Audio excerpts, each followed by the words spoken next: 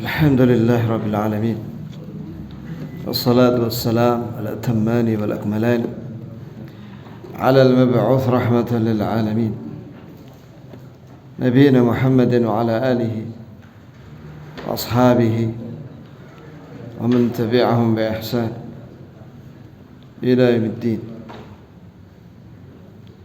وسلم تسليما كثيرا.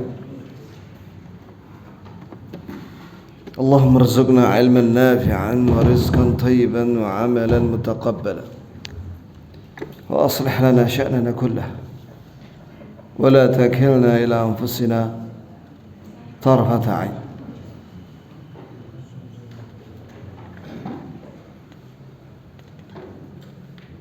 ومن أخطائهم قال المصنف رحمه الله ثم أما بعد قال المصنف رحمه الله من أخطائهم التأخر عن اللحوق بصلاة الجماعة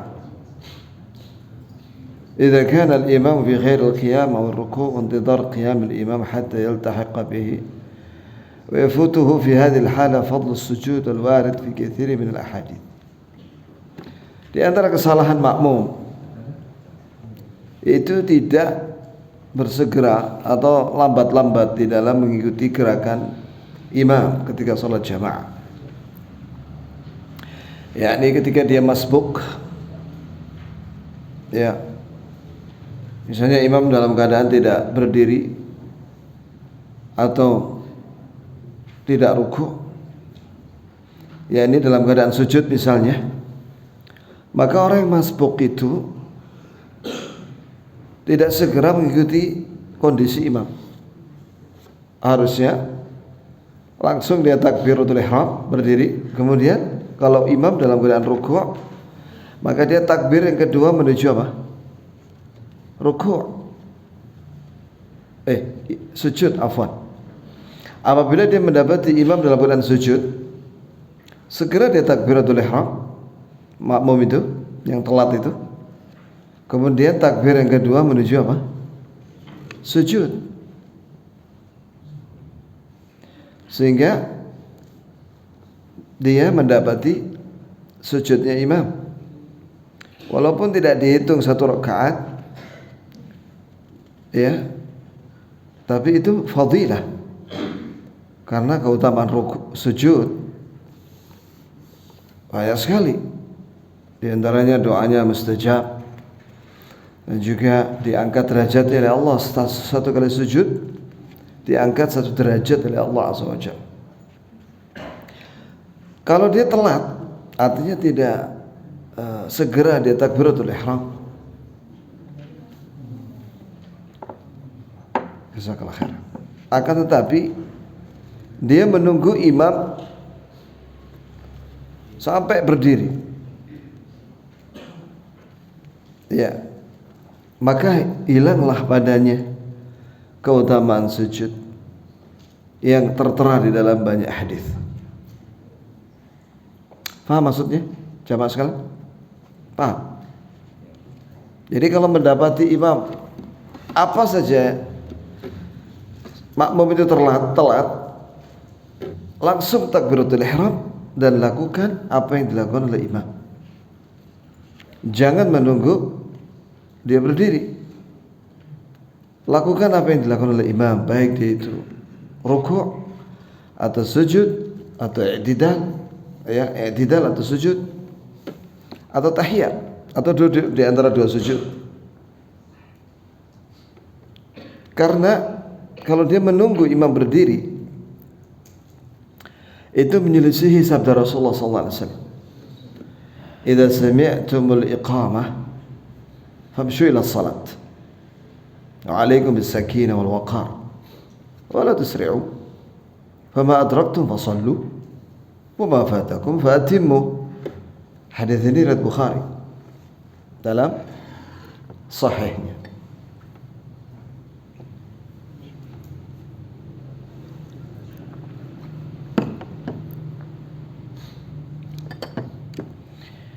Artinya kata Rasulullah sallallahu alaihi wasallam, apabila kalian mendengar qomat, maka kalian berjalan menuju salat.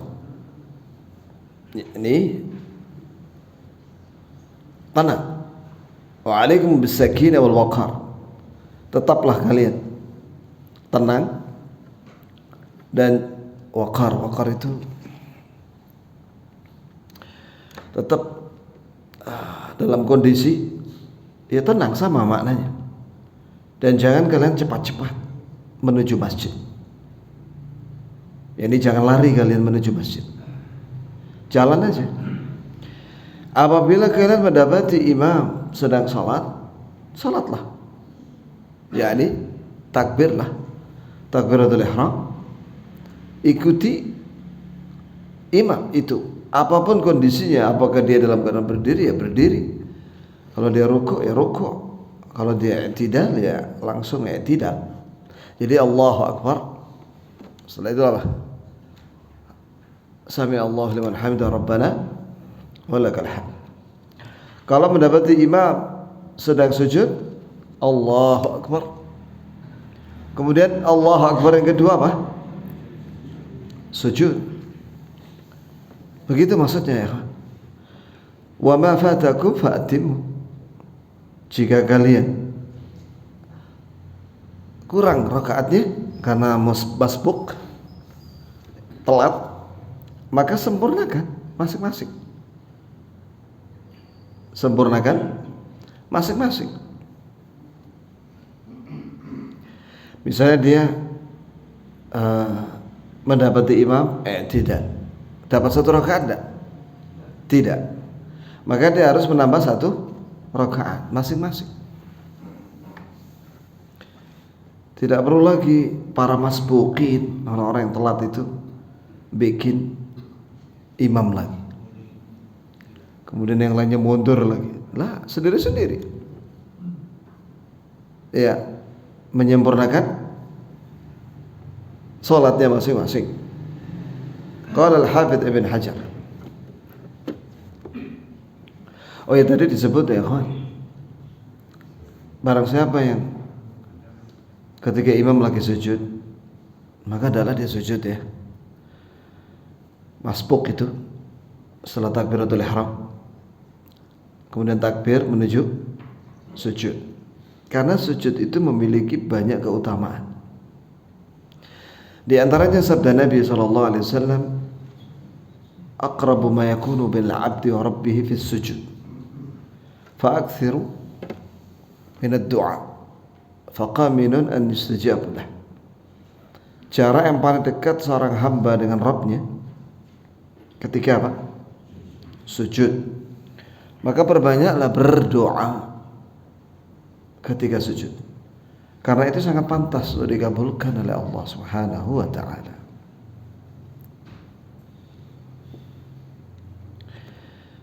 Ada sebuah hadis, ma sajadta sajdatan qattu illa rufi'a laka darajah. Atau kama qala Nabi sallallahu alaihi wasallam, tidak ada satupun kau sujud sekali dalam salat, maksudnya bukan sekonyong-konyong sujud begitu. Antum tahu enggak, ada sebagian orang memahami hadis ini letterlek. Jadi tiba-tiba dia masuk masjid langsung sujud. Ketika ditanya, "Kenapa kamu langsung sujud?" Sujud syukur tah? Bukan. Rasulullah menyatakan, apabila seorang di antara kalian sujud sekali, diangkat derajatnya oleh Allah. Jawablah, itu maksudnya ketika sholat, bukan sekonyong-konyong sujud. Itu maksudnya ketika apa? Sholat wajib atau sunnah.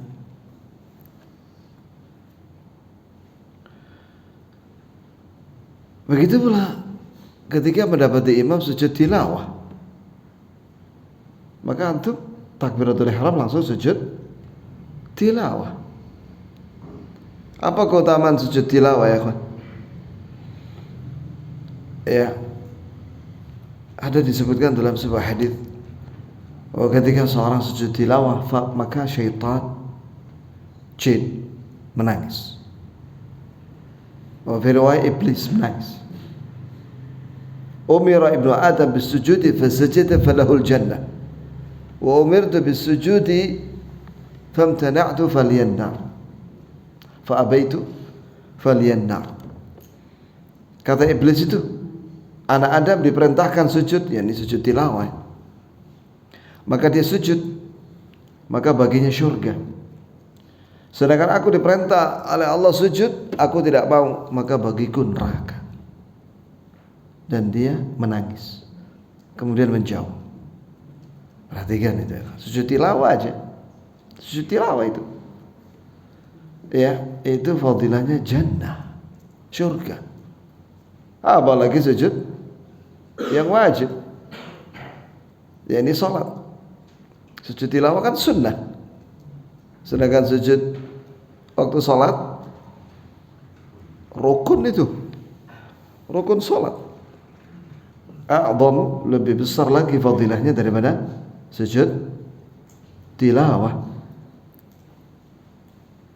Qala al-Hafidz Ibn Hajar rahimahullah, istadalla bi aidan ala istihbab ad-dukhul ma'a al-imam fi ayyi halatin wajada 'alayha.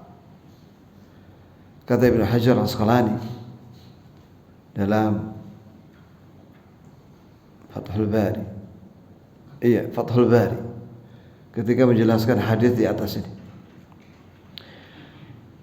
maka diambil dalil dari sabda Nabi ini sallallahu alaihi wasallam, disunnahkan masuk bersama imam dalam kondisi apapun yang didapati oleh makmum. Wa fihi hadis asrah minhu, dan di sini ada dalil yang lebih jelas. Akhraj Ibnu Abi Syaibah an rajulin min al-ansar marfu'a, di takhrij, dikeluarkan oleh Ibnu Abi Syaibah dari seorang laki-laki dari Ansar. Di sini enggak disebutkan nama sahabat Ansar di sini, alias mubham. Sahabat yang enggak disebutkan namanya, menurut ulama ahli hadis itu tetap sahih, walaupun enggak disebutkan namanya. Marfu'an, marfu' itu artinya sampai kepada Nabi SAW. Itu Nabi bersabda, man wajadani raki'an aw qa'iman aw sajidan falyakun ma'i ala halati allati ana 'alaiha. Hadis ini dikeluarkan oleh Al-Baihaqi dalam Sunan Al-Kubra. Kemudian disebutkan bahwa sahabat yang enggak disebutkan namanya itu adalah Abdullah ibn Mughaffal.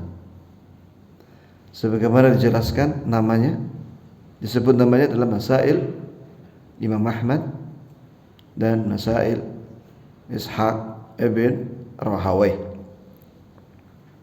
Yang dimaksud dengan Masail itu pertanyaan-pertanyaan dari murid Imam Ahmad dan Ishaq ibn Rahawayh tentang masalah agama, kemudian dicatat dan dibukukan. Antum perhatikan di sini, di situ ada angka 1, terus 127 dan 1. Itu maksudnya dia itu masih manuskrip. Masih apa? Manuskrip.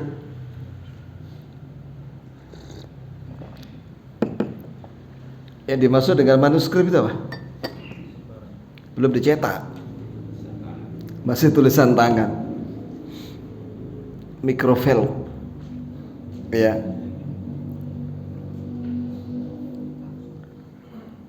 Iya. Walafduhu, dan lafadznya dalam masail itu, idza wajadtumul imam sajidan fasjudu. Jika kalian mendapati imam lagi sujud, maka sujudlah kalian. Aw raki'an, jika kalian mendapati imam ruku' farka'u, maka rukuklah kalian. Aw qa'iman, atau kalian mendapati imam sedang berdiri, yakni i'tidal, atau berdiri waktu sebelum ruku', ya berdirilah kalian. Wala ta'taddu, berarti sini i'tidal.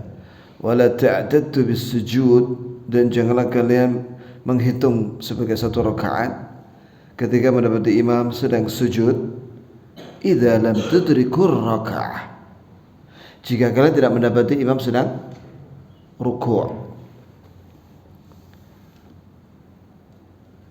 Iya. Di dalam lafaz Ibn Abi Syaibah di sini Nabi SAW menyatakan, siapa yang mendapati aku sedang ruku' atau berdiri, yakni i'tidal, atau sujud, maka hendaklah dia bersamaku, yakni langsung dia melakukan itu, ruku atau i'tidal atau sujud seperti yang saya sedang melakukannya. Jelas sekali ya kawan, sabda Nabi sallallahu alaihi wasallam. Paham antum ya?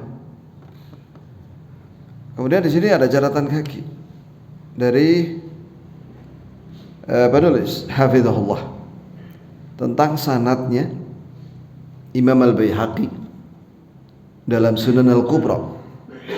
Wa isnadu sahih rijalu thiqat. Sanadnya sahih. Ini sanadnya Imam Al-Baihaqi sahih. Rawi-rawinya terpercaya.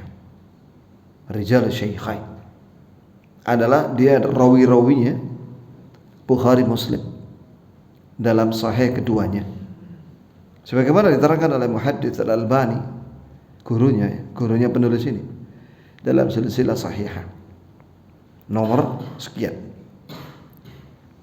Wal haditsu nassun fi anna ar-rak'ah tudrik bi idraki ar-ruku' fatanabbah.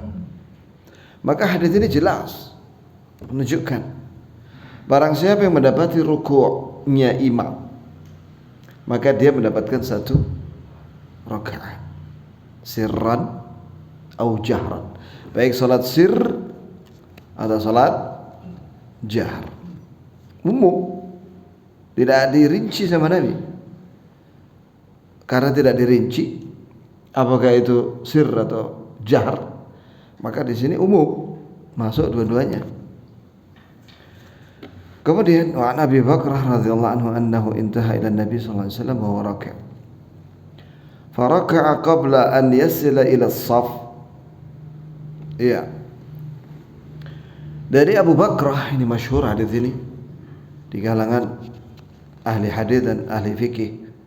Semoga Allah meridainya, Abu Bakrah radhiyallahu anhu, bahwa dia pernah ya ketika mendapati Nabi sedang ruku', mendapati Nabi SAW sedang ruku', maka beliau ruku'. Bahkan ruku'nya beliau itu sebelum masuk saf. Ya, misalnya pintunya sebelah situ misalnya. Ini safnya cuma satu atau dua. Imam lagi ruku', maka dia takbir di depan pintu situ. Allahu Akbar. Kemudian Allahu Akbar ruku', kemudian dia berjalan sambil ruku' menuju saf. Ini kisahnya Abu Bakrah radhiyallahu anhu. Maka beliau ruku' sampai mencapai saf. Maka hal itu diceritakan sama Nabi sallallahu alaihi wasallam. Maka Nabi bersabda kepada Abu Bakrah radhiyallahu anhu. Nabi SAW bersabda kepada Abu Bakrah radhiyallahu anhu, zadakallahu hirsa wa la ta'ud. Ya, hadis ini dikeluarkan oleh Bukhari. Hadis Abu Bakrah ini dikeluarkan oleh Imam Bukhari dalam sahihnya. Artinya Nabi bersabda, semoga Allah menambah kepadamu semangat untuk mengamalkan perintah Allah dan mengamalkan sunnah. Ya, sunnah apa? Yaitu melakukan takbiratul ihram, kemudian melakukan sebagaimana yang dilakukan oleh imam, dalam hal ini ruku'. Semoga Allah menambah kepadamu semangat untuk mengamalkan sunnah ini. Wala ta'ud, dan jangan kamu mengulangi. Maksudnya mengulangi apa? Apa maksudnya? Bukan. Jangan kamu mengulangi, maksudnya jangan kamu mengulangi sholatmu. Ini sholatmu sah. Begitu maksudnya. Iya. Di sini ada beberapa harakat. Ada yang bilang wala ta'adu. Kalau wala ta'adu itu artinya jangan kamu lari.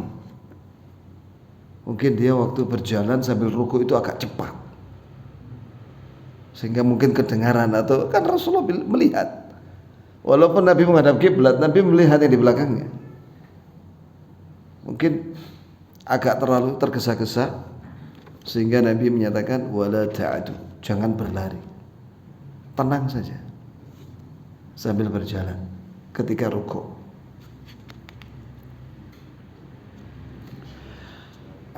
Ada lagi yang menafsirkan wala ta'ud, yakni jangan kamu ulangi lagi seperti itu, yakni masuklah dulu ke dalam shaf baru takbir.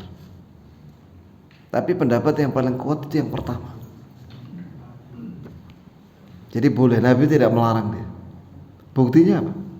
Nabi mengatakan zadakallahu hirsa, semoga Allah menambah kepadamu semangat mengamalkan sunnah.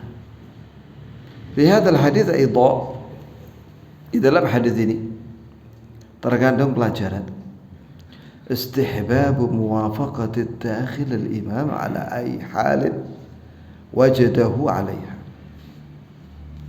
Ini diambil dari Fathul Bari, syarah Sahih Bukhari. Maka di dalam hadis ini terkandung faedah disunnahkan mengikuti, yakni orang yang masbuk mengikuti imam, gerakan imam dalam kondisi apapun yang dia dapatkan. Baik ruku' ya ruku', i'tidal ya i'tidal, sujud ya sujud, dan seterusnya. Jelas ya ikhwan? Wa min akhta'ihim, dan di antara kesalahan orang yang salat, idza lam yajid furja fi as-saff wa makanan fihi qama bi jadbi rajulin min as-saff al-akhir liyasuffa ma'ahu. Wal ahadits al-warida fi dhalika ghair sahihah. Di antara kesalahan orang makmum yang sholat, jika dia tidak mendapati celah yang kosong di depannya, di shaf depan, ya, di shaf depannya itu, sedangkan dia ada sendirian di belakang shaf, maka dia menarik orang yang ada di depannya. Menariknya diposisikan sama dia, sehingga shaf depannya itu kosong satu, dengan alasan sebuah hadis yang mana hadisnya itu ternyata tidak sahih.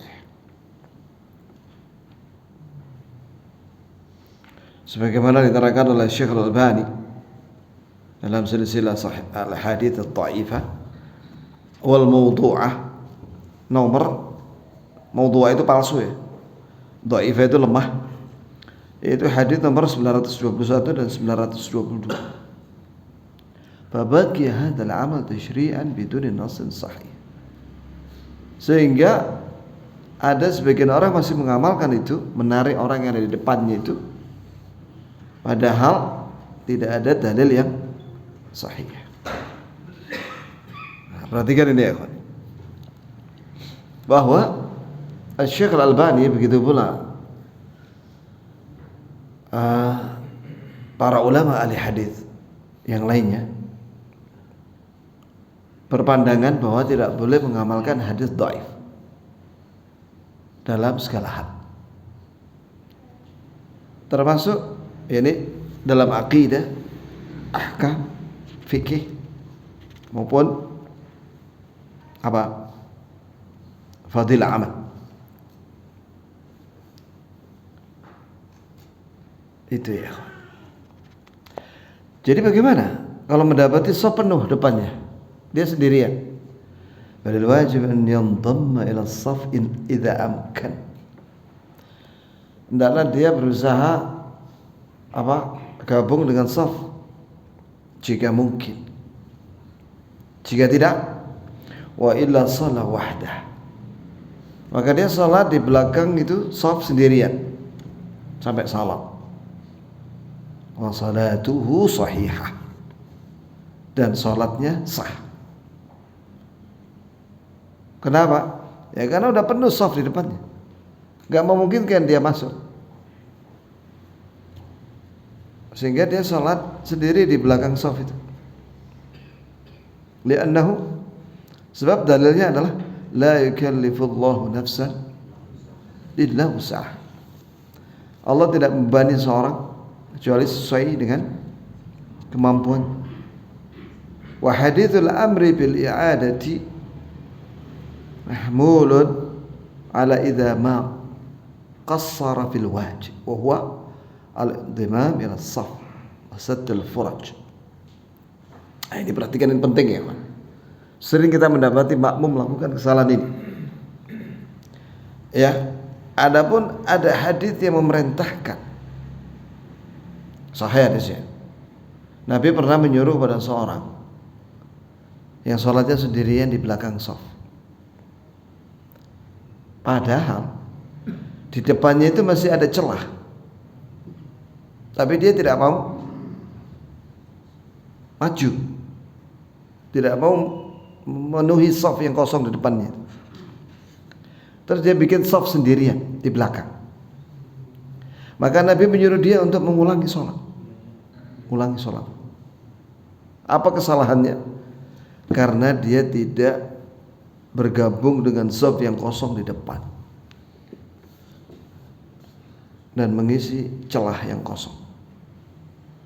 Wa amma, adapun idza lam yajid furja, jika dia tidak mendapati celah yang kosong, falaysa bimuqassir, maka dia tidak termasuk orang yang muqassir. Muqassir itu dia ya tadi itu tidak termasuk orang yang tadi itu, yang tidak mau mengisi shaf di depannya, karena memang penuh sudah shafnya. Maka mau tak mau dia sholat sendirian di belakang shaf yang penuh tadi itu. Fala yuqal an yahkum ala salati bil butlan fi hadhihi al-hal. Maka tidak masuk akal dihukumi orang yang sholat sendirian karena depannya sudah penuh, dihukumi batal sholatnya. Wa ikhtiyar Syekhul Islam Ibnu Taimiyah. Dan ini adalah pilihan pendapat dari Syekhul Islam Ibnu Taimiyah sebagaimana dalam bukunya Al-Ikhtiyarat Al-Ilmiyah halaman 42. Jadi bagaimana kesimpulannya? Misalnya antum masbuk, mendapati ada celah shaf sebelah kanan sana ujung. Bolehkah antum bikin shaf sendiri di shaf kedua? Tidak boleh. Isilah shaf yang kosong depan.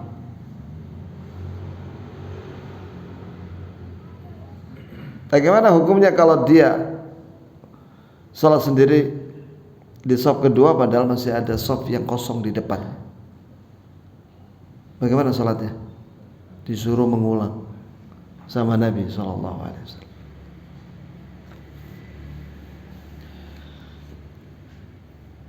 Bolehkah seorang ketika mendapati shaf di depannya penuh, kemudian dia menarik satu orang untuk menemaninya di belakang? Tidak boleh, karena hadis yang menyuruh itu ternyata apa? Dhaif. Itulah kesimpulannya ya. Qala Syekh Abdul Aziz bin Baz, berkata Syekh Abdul Aziz bin Baz rahimahullah, fi jawaz jadbi nazar. Ini fatwa Syekh bin Baz tentang bolehnya menarik orang yang ada di depan. Ternyata fihi nadhar, yakni tidak sahih. Ini ada pendapat ulama yang mengkritik, li'anna al-hadits al-warid fihi dhaif. Sebab hadis yang ada di situ dhaif. Wa li'anna al-jadba yufdhi ila ijadi furjah. Dan sebab kalau menarik orang yang ada di depan ke belakang, berarti itu membuat shaf yang ada di depan jadi apa? Longgar. Wal masyru' saddul khalal. Yang benar seharusnya disyariatkan adalah memenuhi celah yang kosong di depannya. Fal aula tarkul jadbi, maka lebih utama adalah tidak menarik orang yang ada di depannya. Wa an yaltamisa mawdi'an fis shaf. Hendaklah dia mencari celah yang kosong di depan, di shaf yang depan itu. Aw yakif an yaminil imam. Atau boleh dia berdiri di sampingnya imam, sebelah kanan.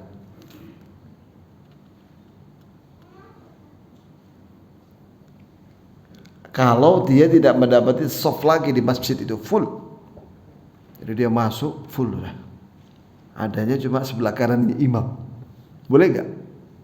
Boleh, ya, begitu ya. Misalnya ada sebuah masjid, yani full sudah masjid ini misalnya, tapi sebelah sana ada pintu misalnya. Masuk dia dari shaf pertama, jalan penuh dah, maka dia langsung berdiri di samping kanannya imam, boleh nggak? Boleh.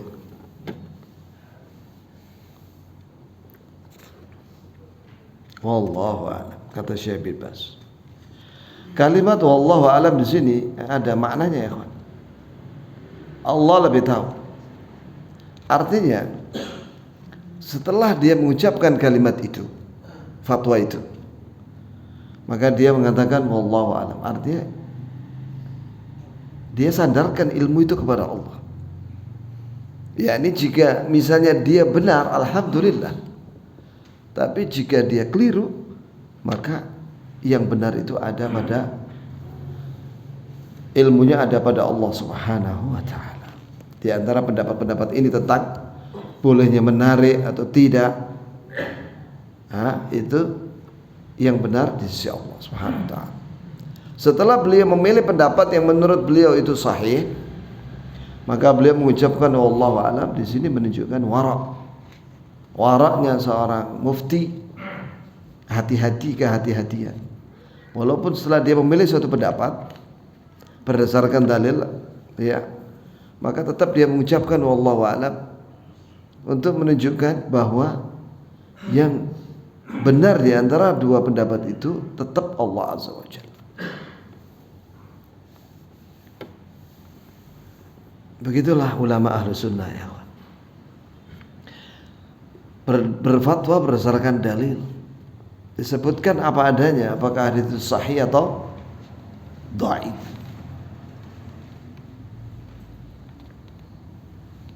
Tiba-tiba muncul orang zaman sekarang mengkritik Syekh Al-Albani dengan mengatakan, coba lihat Syekh Al-Albani itu hanya menggunakan hadis yang sahih dan hasan, tidak mau menggunakan hadis dhaif. Ini orang jahil murakkab, jahil kuadrat, ya, walaupun dia dari sekolah terkenal di Timur Tengah, ya, maka sebaiknya dia tawadhu dulu dan membaca dulu bukunya para ulama itu, Syekh Albani, Syekh Al-Albani. Kemudian kalau dia bisa bantah-bantahlah dalam bentuk tulisan. Jangan hanya mengucapkan kalimat-kalimat mengkritik Syekh Albani, tapi dalam bentuk apa namanya? Cuma suara-suara aja. Buktikan dengan tulisan. Biar para ulama ahli hadis membandingkan. Begitu ya, kawan. Ya. Syekh Al-Albani ketika mengatakan bahwa hadis dhaif tidak bisa diamalkan dalam semua bab Islam, itu ada pendahulunya. Ada pendahulunya. Ya. Seperti Imam Bukhari dalam Sahih Bukhari, dia tidak mengeluarkan hadis kecuali sahih. Sahih Bukhari, Sahih Muslim. Begitu pula Sahih Ibnu Khuzaimah. Begitu pula Syekh Al-Albani bikin tulisan silsilah al-hadis sahihah. Jadi ada sunnah, ada salafnya. Begitu ya. Dan disebutkan, antum lihat dalam buku silsilah al-hadis ad-dhaifah wal mawdu'ah, kumpulan hadis dhaif dan palsu, di dalam muqaddimah dia terangkan dengan ilmiah, ya, mengapa hadis dhaif tidak bisa dipakai dalam semua bab. Begitu pula bantahan terhadap orang yang membolehkannya dibantah dengan sangat kuat. Coba dibantah itu, siapa yang bisa bantah itu? Apakah Ali Jum'ah, Syekhul Azhar itu? Coba bikin bantahan terhadap muqaddimah silsilah dhaifah itu. Bisa nggak dia? Secara ilmiah. Pengen tahu kita. Sampai sekarang belum ada yang bantah muqaddimahnya Syekh Al-Albani. Syekh Mukbil aja, antum tahu Syekh Mukbil semasa hidupnya. Ya, dia bilang, wallahi saya takut membantah Syekh Albani.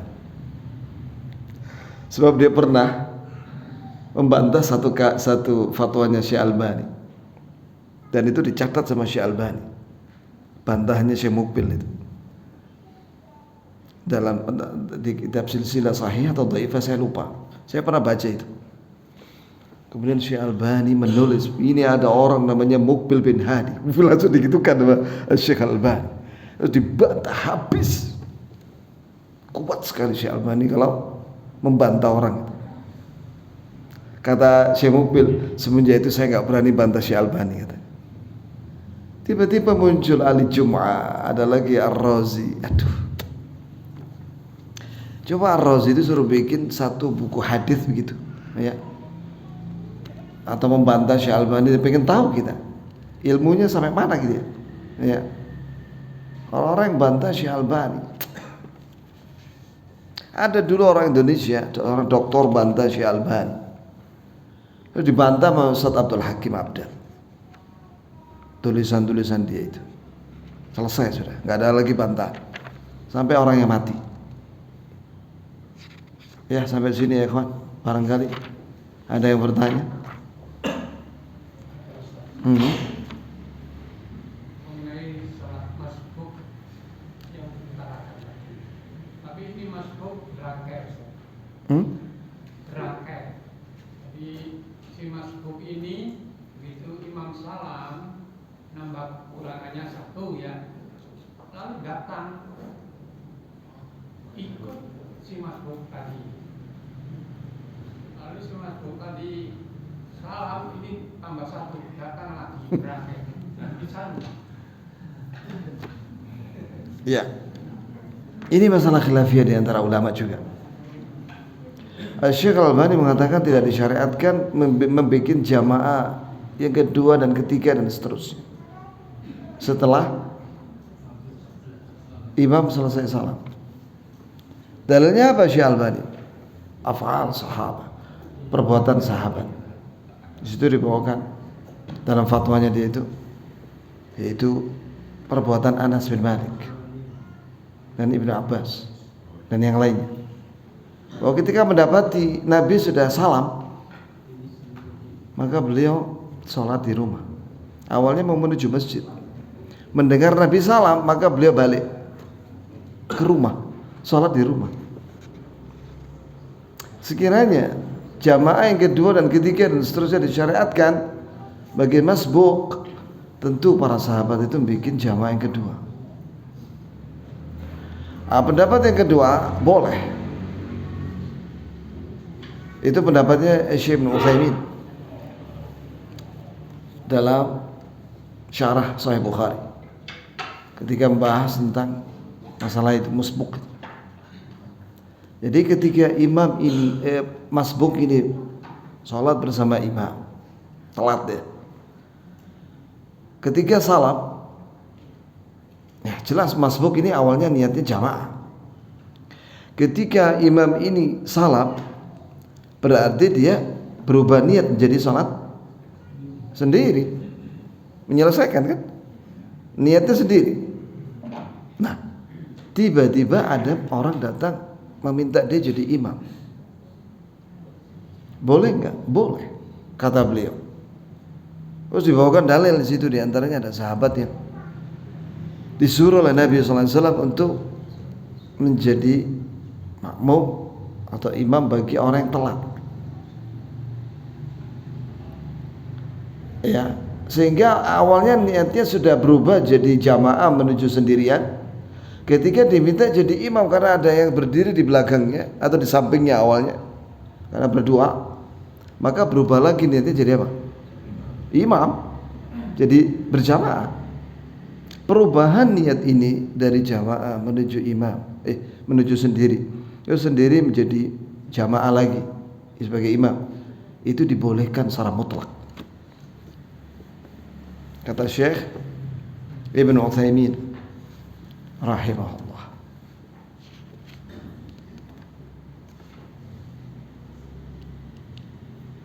Antum pilih yang mana? Wallahu a'lam. Ana juga wallahu a'lam. Karena saya belum memilih, dari dua pendapat itu belum pilih saya. Tapi yang saya amalkan selama ini saya sholat sendiri. Kalau imam sudah salam, ya sudah, saya pulang. Saya sholat di rumah. Kalau pas telat, karena mau ke masjid sakit perut. Akhirnya begitu nyampe di masjid sudah salam, imamnya cepat sekali sholatnya, ya kan? Ya sudah, balik kita sholat sendiri di rumah. Mengapa? Karena ini pendapatnya Syekh Albani ya, dan ulama yang semisal dengan beliau. Apabila imam sudah selesai sholat jamaah, fadilah sholat jamaah itu hanya ada pada jamaah yang pertama. Adapun jamaah yang kedua tidak ada fadilah 27 derajat. Jadi orang yang berjamaah masbuk, berjamaah lagi, itu hukumnya sama dengan sholat sendiri. Keutamaan sholat jamaah itu hanya ada pada sholat jamaah yang pertama, bukan yang kedua, ketiga, dan seterusnya. Kecuali di masjid musafir, di bandara misalnya. Kan itu musafir datang terus menerus, tidak ada imam rawatib di situ. Atau masjid di rest area, nggak ada imam rawatib, maka boleh orang bikin jamaah gitu. Masbuk, para masbuk.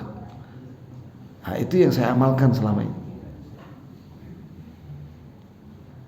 Tapi kalau di mukim, maka saya sholat sendiri. Kalau masbuk, ada uzur.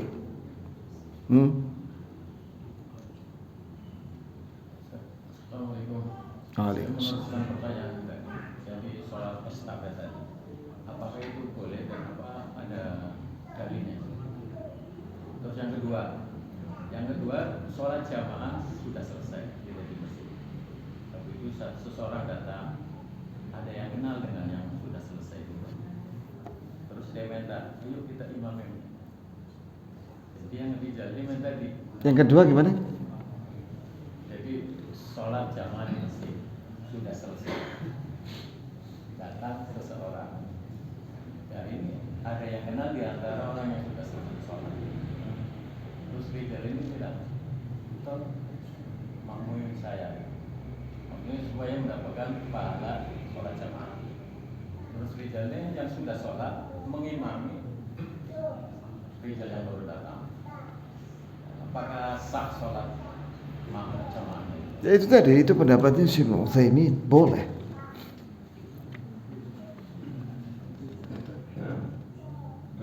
Adapun yang pertama tadi sudah saya jelaskan juga hadisnya, bahwa ada seorang sahabat yang disuruh oleh Nabi untuk menjadi apa? Menemani orang yang telat masbuk. Ternyata sahabat itu adalah Abu Bakar. Akhirnya dia mau. Wallahu a'lam. Saya belum mendetail masalah ini untuk membaca pendapat para ulama. Begitu jamaah sekalian.